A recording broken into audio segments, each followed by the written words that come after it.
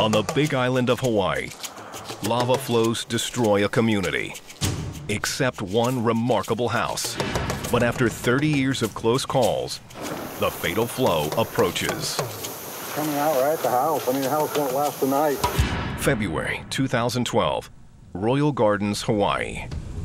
The Kilauea volcano erupts, sending rivers of molten lava down the mountain towards the Royal Gardens community.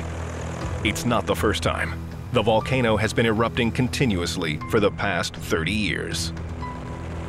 The Royal Gardens community, once a collection of over 60 homes, has had one house after another buried by the ongoing lava flows. Today, only one house remains, Jack Thompson's. Videographer Mick Kalber has long been watching the fate of the Thompson house. I've been shooting the volcano now for about 30 years, and one of the first times I shot, the flow went all the way down right next to Jack's house, and I thought to myself, that house is toast. You know, the smoke's staying down there, so that's pretty good. Almost 30 years later, his is still there. It's the last one still there. Photographer Bruce Amori is also a longtime witness of the movement of lava flows on the island. I've seen the flow miss his house on the right, seen the flow miss his house on the left, and, you know, he's just cut off from civilization. But on the first day of March 2012, the lava is on a new and lethal course. We flew into Jack's one afternoon. Yeah, the flow was probably about a half a mile above his home. It was kind of surreal flying into that area in Royal Gardens because you could see all that smoke rising from the forest. And here's Jack's house sitting in the middle of this forest. Bruce Amori is visiting Jack's house with a group on an unrelated assignment. Amori has never seen the lava so close to Jack's house. So I asked Jack, aren't you worried about the lava coming and taking you home? And he says, well, I've been living with that threat for, almost 30 years now. But the lava advances.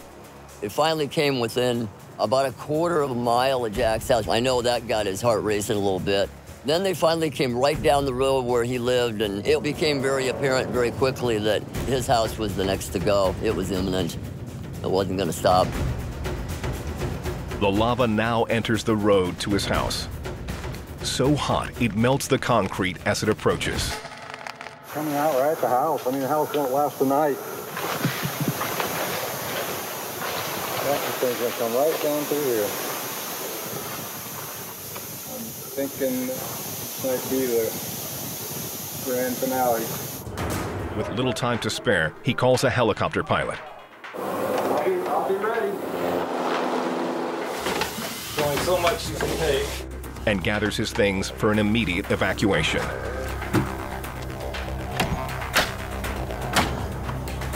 Yep. Good to go. Good to go. After 30 years of near misses, the volcano's aim is dead on. Last of the Mohegans, huh? Yeah. You all set? Yeah. Thompson is flown out of harm's way, but the lava creeps closer. The flows were about 50 yards from his house when he left. During the night, Thompson's house surrenders to the volcano.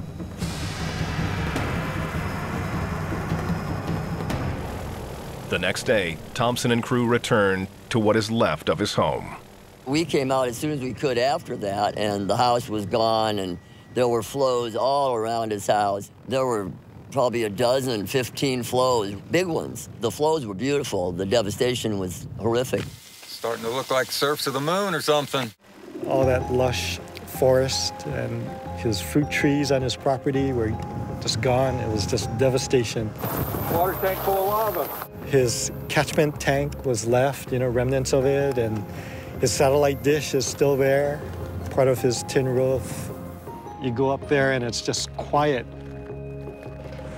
Looking down at the ocean, you see the coastline and the blue ocean, blue sky, but just a barren lava field. The molten hot lava continues its march, ending at the ocean. After wiping out life, it now claims new Earth. That's the nature of the volcano. It destroys the land, but it creates new land. It's ugly, but it's beautiful. From a hot lava flow to Snowmageddon in Alaska.